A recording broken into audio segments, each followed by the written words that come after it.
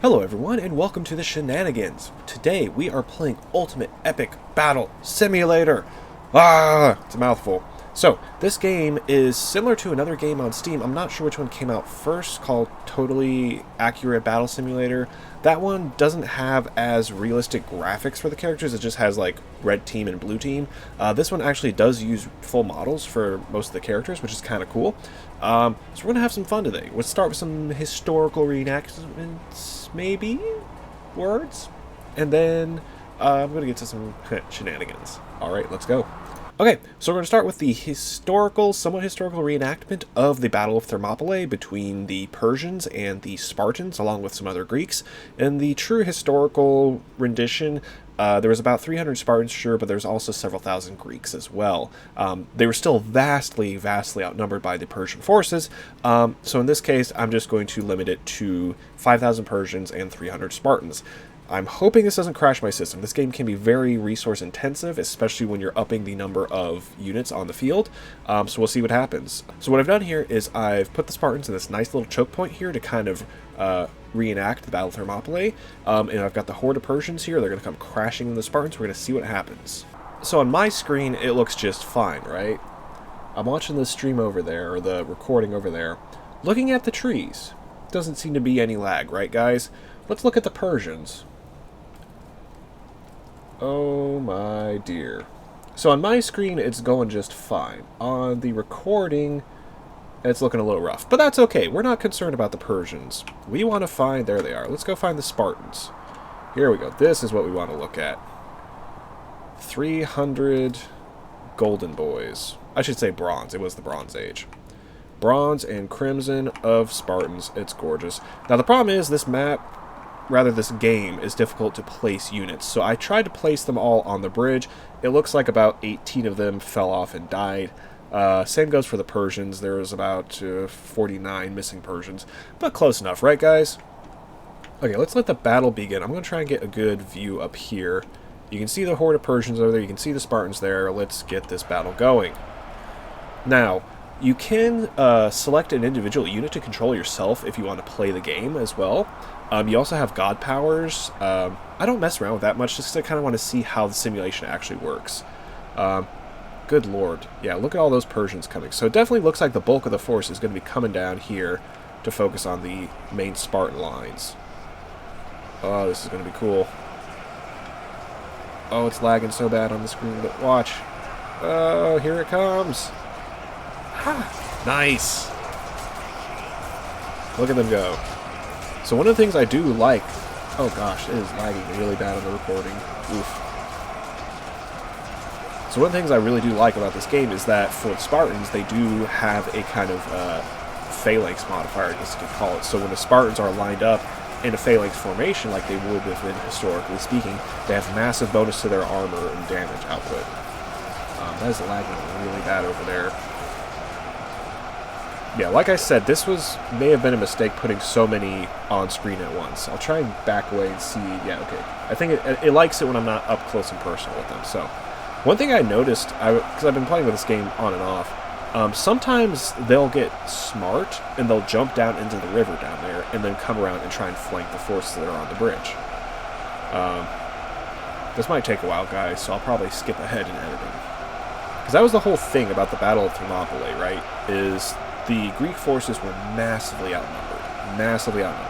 But King Leonidas decided to go to the, I don't know if it was like a plain or fjord or something, but Thermopylae basically, which was this really narrow choke point where invading forces would have to march through if they wanted to get to, Sparta itself. So he mustered his forces there, and they were basically be able to plug that up with their limited forces, because again, it was 300 Spartans and a couple thousand Greeks there. And what they did is they just held the line there, and they blocked off this other path, basically rebuilt this old wall, and they were good to go. Oh, yeah, see, so and this is actually kind of historically accurate as well, there was a pathway that led behind the Greek forces that only the Greeks knew about. However, there was a traitor who told the Persians about it, and that's what happened, and that's why, the Greeks did lose the Battle of Thermopylae, but they made the Persians suffer for it. Again, though, here, they can't quite get the bulk of their forces around to flank them. So it's really more of just a, annoyance for the Greeks in this case, or the Spartans in this case. So again, you can see how holding a choke point can be incredibly effective. It's what they call force multiplier, because, again, there's countless Persians attacking, but because only so many of them can actually get to where the Spartans are able to hold their lines better.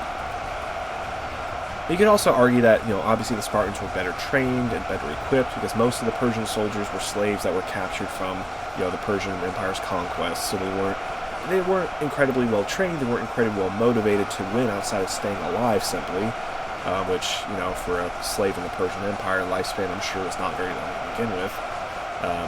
So they didn't have quite the motivation, whereas the Spartans, they were defending their homeland. They were motivated, they were well trained, well equipped, and they had a really cohesive fighting force, whereas for the most part, aside of maybe Persian immortals, the Persian soldiers were just, swarms of enemy or swarms of soldiers that didn't know what they were doing and just kind of ran at the Spartans. Okay, I'm going to see what this god power does, because I've never actually used it before. So let's do... Oh! Oh! I didn't realize that was like a legit nuke. Oh. Oh, they're everywhere. Oh.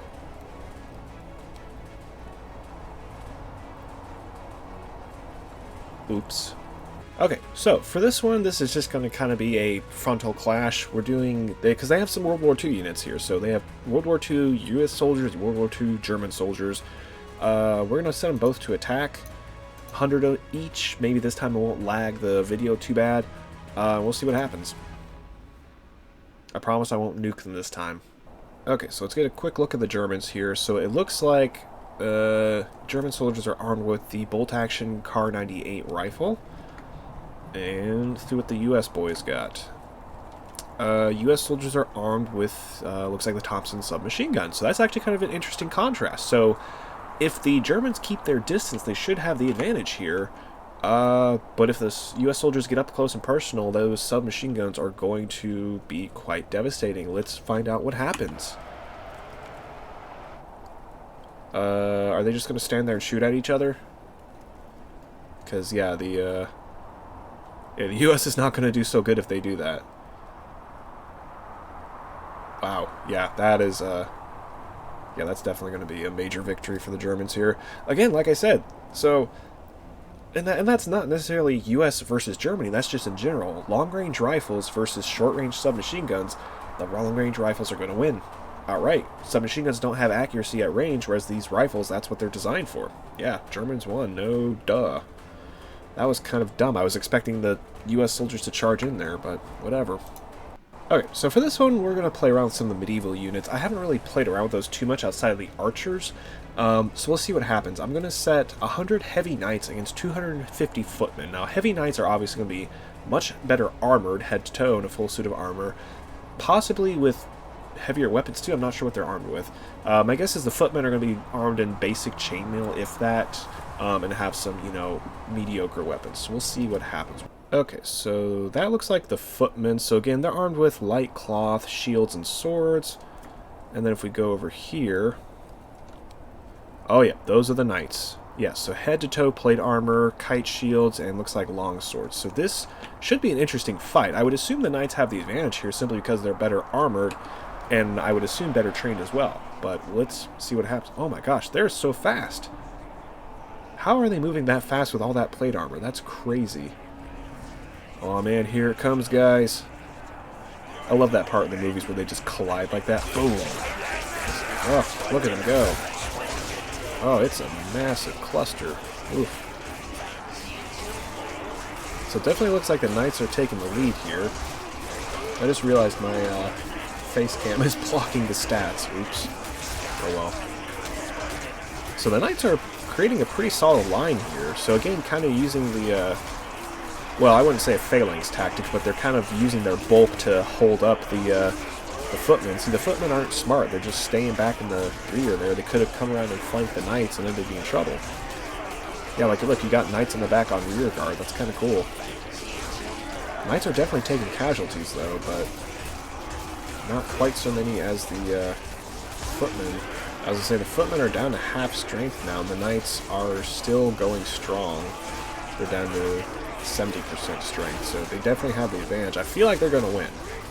Oh yeah, nope, the knights are definitely wrapping it up here. Oh, see, now the knights are enveloping the footmen. See, that's what the footmen should have done. They had the numbers advantage at the beginning, but now, yep, they're getting circled and they're gonna die. Yep. Boom, look at that. See, guys, this is what's fun about this game, is you can watch tactics in action that you've maybe read about in history books or games and stuff like that. Okay, so enough of the historical accuracy, let's have some fun. We are going to stage 500 orcs against 250 Spartans, which are guarding 100 archers. So the orcs definitely have the numbers advantage, but will the Spartan phalanx be able to hold them off long enough for the archers to pick them off? Let's find out. Okay, so again, the placement of the units doesn't quite line up with the map, so about 6 or 7 Spartans, maybe more, fell off. We've got the archers behind them, and then a horde of orcs coming to kill them. Let's see what happens. Oh, here they go. Okay, so the archers have started firing. I don't know. I think the orcs are going to be pretty tough to kill. Because, again, they're a fantasy unit, so who really knows? But generally speaking, you know, in most movies, TV shows, whatever, video games, orcs are generally pretty tough to kill. The 3 have gone down so far out of, I don't know how many arrows. Okay, now they're definitely starting to go down. Yeah, so they've hit the Spartans. The Spartans, I think, are going to be able to hold them off fairly well, but we'll find out. The thing I like about the game, too, is the Spartan phalanx knocks units back. So in this case, with the orcs, it's actually pushing them back from their front line. Yeah, see, I would have liked the Spartans to have filled in that gap that's over there, but, oh well, there's only so much I can do. Okay, so the Spartans are starting to take some casualties, but definitely nowhere near what the orcs have taken. I don't know if there's friendly fire either, so I don't know if some of these stray arrows that are hitting the Spartans are damaging them or not. Yeah, the orcs haven't quite figured out what the Persians did with jumping down in the water and going around to flank, because right now, if they did that, they would be able to take out the archers, which I think would give them the advantage in the battle, but, I mean, they're orcs, they're not that bright anyways, you know? Okay, so, the orcs are down to, yeah, less than 300. They're still trying to cram in there at the front. Spartans have only taken 13 casualties, so that's pretty darn good. I think we know which way this one's going to go, guys. It also kind of goes to show you, like, you know, again, going back to the Battle of Thermopylae, if the Spartans had archers at their disposal, how much more effective would they have been? Because again, you got the frontline Spartans, sword and shield, or spear and shield, and the phalanx formation holding the Persians back, while you've got archers behind picking them off at a distance. You gotta diversify your forces, guys. That's what I'm trying to say here. Tactics. This is a great game for that, honestly. As far as just experimenting with different tactics and, you know, taking historical situations and turning them around or adding different things that may have happened and could have influenced the outcome. Because, yeah, like I said, in this situation, you can clearly see that the Spartans are much more effective when they have archers supporting them, you know?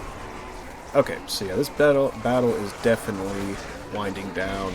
It's interesting, too, because I didn't realize, but the corpses stay on the field, so now the orcs are having to climb up and over the pile of their own allies to get to the Spartans, and they're just getting nailed by arrows as they do that, so yeah, there's only one left. Boom. Yep, Spartans win. Not surprising there, guys, not surprising. Okay, so for this one, I kind of want to see exactly how effective these archers are against the orcs. So what I've done is they do actually have an option for inanimate objects. So basically just put a whole pile of dressers on the bridge there. So I'm assuming that the orcs are going to come crash in the dressers. Take a while to break through them. I kind of want to see how many archers they'll be able to take out, or how many orcs the archers will be able to take out. I did double the number of archers just in case. I don't want it to be a complete, you know, one-sided thing. The orcs just plow through the dressers and get to them. Because I honestly don't know how much damage the dressers can take, but we're going to find out. Yeah, so let's see what happens. 500 orcs again. I don't want to overload the system and lag the video too much, so we'll see what happens. Okay, so, like I said, I doubled the number of archers, just to kind of help even the playing field a little bit. Because like I said, the dressers don't... Again, they're kind of off-center, so I don't know how effectively they're actually going to be able to stop the orcs, but we got the orcs over there. So let's see what happens. The dressers are moving. Oh. What? Okay, the dressers are moving, guys. I was not expecting that. Are they okay? So the okay, so the dressers are going to attack the orcs, guys. Let's see how well that goes. 500 orcs versus I think what was I 200 dressers or something. They're not even in range of the archers. That's I don't understand. Oh. Oh. Okay. So they're actually doing pretty well. Are the dressers gonna win this for me? Oh my gosh. Good lord. Yeah, they're plowing through the orcs. What the heck?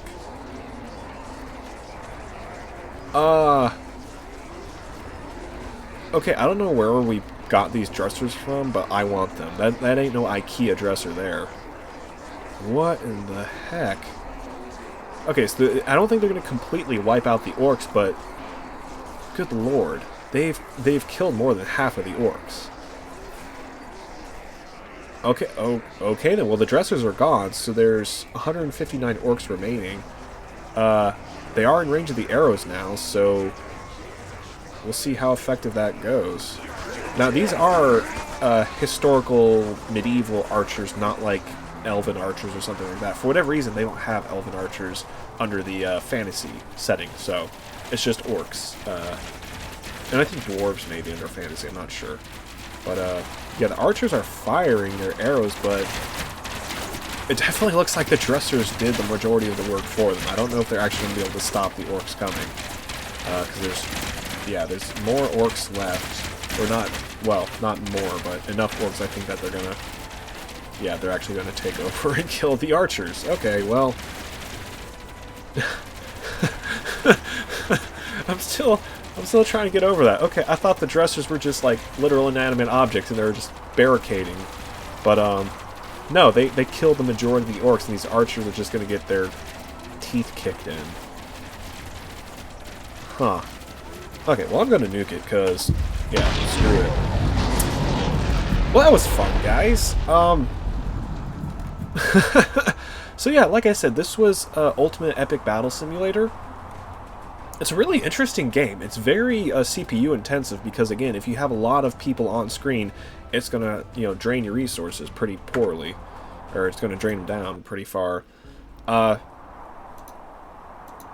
that was bonkers. That was, like I said, you can do historical reenactments like we started with. You can do just completely bonkers stuff. Dressers fighting orcs, and the dressers almost won. That was great. And everything in between. There's tons and tons of mods on the workshop for this as well. So there's any armies. I know there's like Star Wars armies. I'm pretty sure you can get Lord of the Rings armies as well. Lots of cool stuff to play. It's cool. It's a cool game, guys. I don't think it was too expensive. I think it was like $5 maybe. So I highly recommend it. I am going to try and find the other one I was talking about, the totally awesome battle simulator or whatever it is. Totally accurate battle simulator. And just kind of compare it to this one and see which the difference is. Like I said, this one uses like high resolution models, which is part of why it's so resource intensive. But like I said, I enjoyed it. I hope you guys enjoyed it as well. Be sure to hit the like button for me. That lets me know that you like my videos. Feel free to comment in the section below because I like feedback, guys. Give me some feedback. Help me improve my channel. Be sure to subscribe if you haven't. If you hit the bell, it will tell you, it'll give you a notification each time I post a new video. That way you see it first. And again, thank you guys so much for watching, and we'll see you guys in the next video.